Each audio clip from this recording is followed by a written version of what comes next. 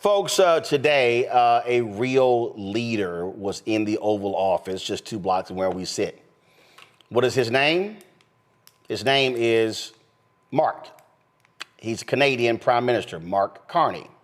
He came to meet with the idiot who unfortunately represents this country.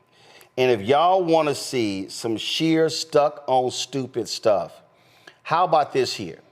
This dumbass, Donald Trump, started praising hockey players. He's talking about, oh, how great things are.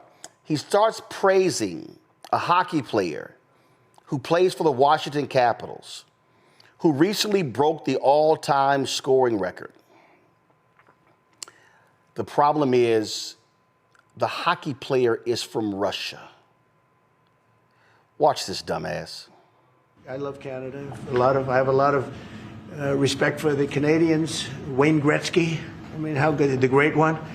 You happen to have a very, very good hockey player right here on the Capitals, who I have a lot of respect. He is a big, tough cookie, too. Just broke the record, and he's a great guy. And you know, we had the team here, and I got to know a lot of the players. But now Canada is a very special place.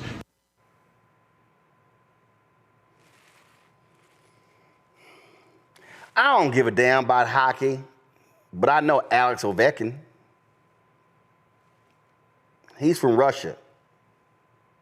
Do you know whose record he broke? Wayne Gretzky's. This dumbass is touting this amazing Canadian hockey player here in D.C. who's actually from Russia. Look, I done told y'all this boy is dumb. I done told you he's dumb. Then this dumbass continued with the bullshit of making Canada the 51st state.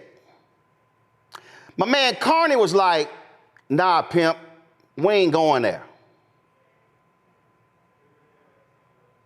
As you know from real estate, there are some places that are never for sale. That's true. We're sitting in one right now, you know, Buckingham Palace that you visited as well. That's true. And having met with the owners of Canada over the course of the campaign last several months, it's not for sale, won't be for sale ever. But the opportunity is in the partnership and what we can build together. And we have done that in the past. And part of that, as the president just said, is with respect to our own security.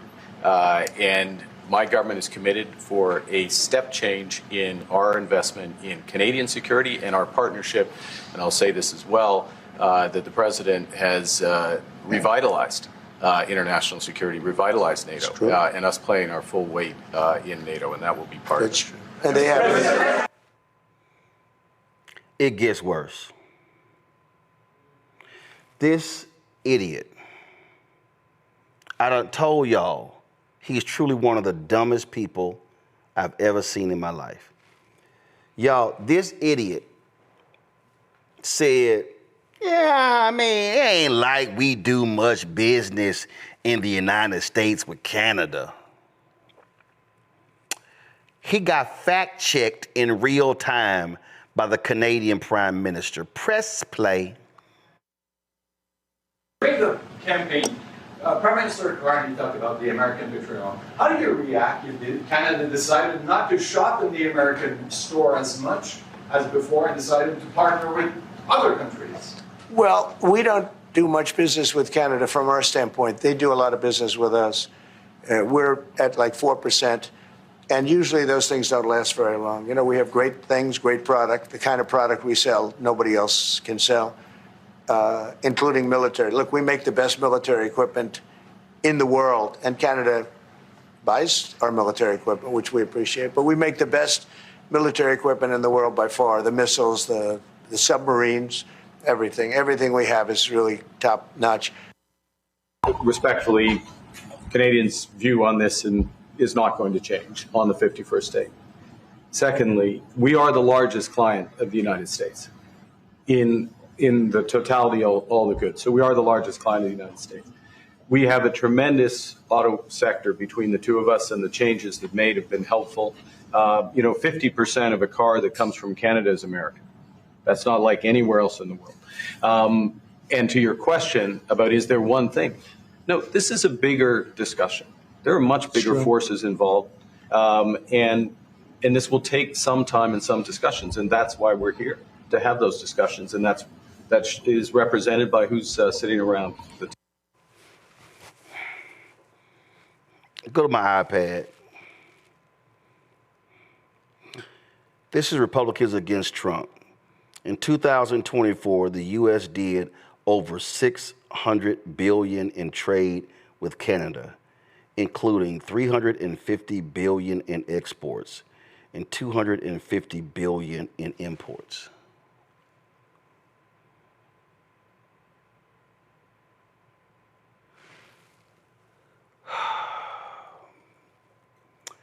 You know, Scott, there used to be a time when the President of the United States would board Air Force One, and you would see that blue and white plane, and you would say, we're sending our best to talk to the world. And that was a time when visiting dignitaries would come. They would have these they're called sprays, in the Oval Office. And we could be fairly confident that the occupant of the Oval Office read the briefing papers that staff gave them, spent some time the night before in the private study in the residence, going over the information. But now, we have that dumbass from high school and college who didn't read any of the assignment, who didn't study, and then when they get called to the front of the class to explain a particular chapter, they start talking about the trees and the winds and the birds and how beautiful things are and how amazing and beautiful the writing is and the topography. And you're sitting in class like, that's my reaction anytime this dumbass Donald Trump talks. Democracy and the Constitution is there are not a whole lot of qualifications you need to be president. All you got to do is get one more vote to the next guy. Just one more vote. So you can be a racist, you can be dumb as hell, and if you get more votes than the next guy, you win. The founding fathers never contemplated that Donald Trump, to be president, you had to be a leading thinker, leading person, leader, if you will, and competent in some part, politics, democracy, business, whatever the case might be. At least that's how they contemplated it. This is the danger of democracy. If you put that screen back up that you just had when you were talking, that $350 billion of exports represents 17% of all of our exports. I'd call that doing business with Canada. And the other thing is this, our joint security efforts, securing North America, north of Mexico, right, up until the northern border of Canada, is all U.S.-Canadian forces. In fact, if you go to any training facility in the U.S., you're likely to find some Canadian troops training with U.S. troops. And so picking a fight with Canada, there's more similarity than dissimilarity, and picking a fight with them over terrorism and what have you. What about professional services? You know, we never talk about professional services, right? Canada, we're upside down with Canada and other countries on the amount of personal services that we export versus they import from us than just these hardcore goods. Because we don't talk about services. So if you combine those two, it kind of works out. It kind of evens itself out regardless of the tariff for goods, if you will. I was just reading a report on this in the Washington Post. And so there's a fuller, more complicated picture to this, which is the irony is you have a president that's not well read and just wants to do tariffs because they did it in the 20s and 30s, which, by the way, caused the Great Depression. Nobody ever says that, or he doesn't think that either, but it did. So there you have it, Roland. What we're now seeing, Randy, Canadians are like, yeah, we ain't going to Florida. Nah, Canadians are like, nah, Las Vegas, y'all can go to hell. And the numbers are, when I say the numbers are dropping like crazy, they're dropping like crazy. I'm gonna find a video in a second where the company that controls the Bellagio, they're like, yo, we laying off concierge people at every hotel except 2.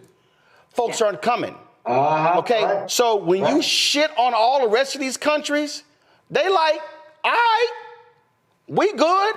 And then when you start snatching folks' cell phones, going through customs, they're like, yo, it's other countries we can go to spend money.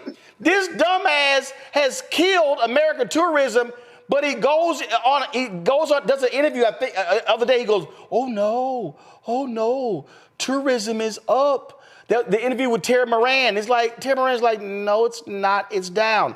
This dumbass is living in his own delusion, and the minions around him going, yeah, boss, it went up, when it's down massively.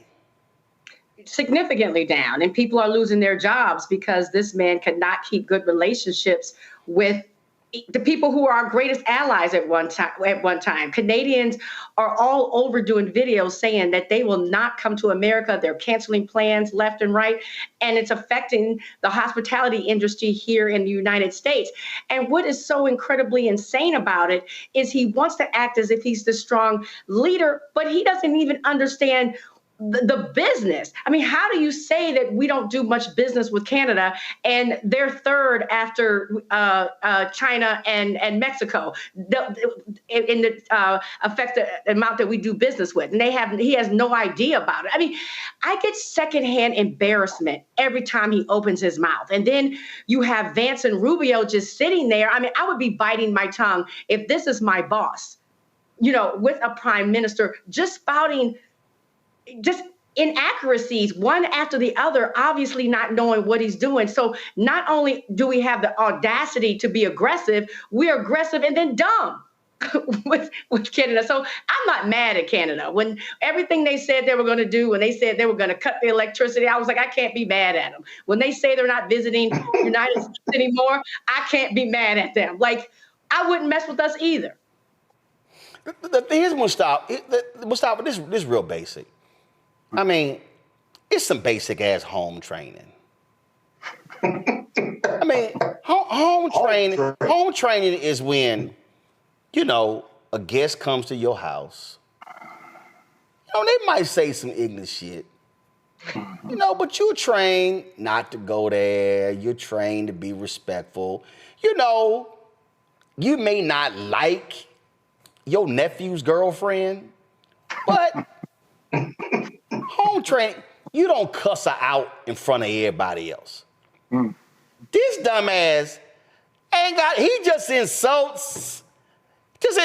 Yeah, man, but what we do with Canada ain't really nothing. He insults sitting right there. And I'm glad Carney was like, hold up.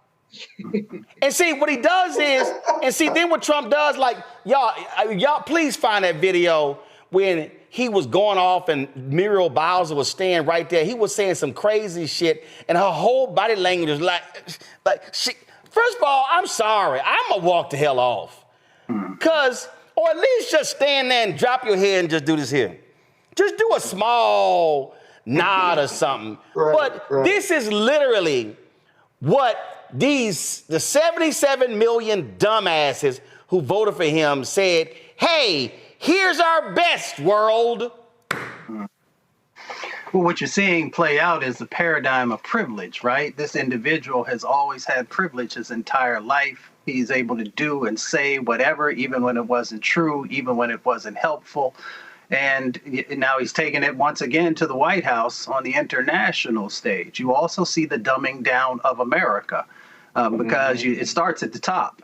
The policies that they've moved forward on have made us in a worse position, in an uneducated position, if I can say it that way. So I don't expect anything different from him because it has been how he has operated his entire life, or at least as long as he's been in the press where you could read the steps that he's done. But it goes back also to American folks who made a decision to put an individual who they knew was uneducated when it comes to the policies, who is uneducated in finding ways of bringing a country together, who is uneducated and having the ability to uplift a country. So we see it play out now. So when you have the dumbing down of America, this is what you end up getting. But you also have the ability, as we talked about in the previous segment, to begin to change that dynamic by making sure that we are infusing our own sets of energy to actually educate folks and to get people prepared for these opportunities that are coming. Hello, I'm Isaac Hayes III, founder and CEO of Fanbase. Listen to what I'm about to tell you. The window to invest in Fanbase is closing. We've raised over $10.6 million of our $17 million goal. That means there's room for less than 6,370 people to invest in Fanbase for the average amount. The minimum to invest in Fanbase right now is $399. That makes you an owner in Fanbase today. Go to startengine.com/fanbase to invest. Why? Because current social apps have taken advantage of users for far too long, with content suppression, shadow banning, harmful racist content, and no real tools for monetization and equity. Fanbase has over 1.4 million users and counting, allowing anyone to reach all their following and monetize their content from day one. Social media is the new TV, and whoever owns the apps that distribute that content have the opportunity to own potential billion-dollar companies. While big platforms with uncertain futures are failing to serve their users, Fanbase is stepping up to fill the gap. Don't wait until it's too late. Invest now, invest for yourself and your future. Go to startengine.com/fanbase and own the next generation of social media.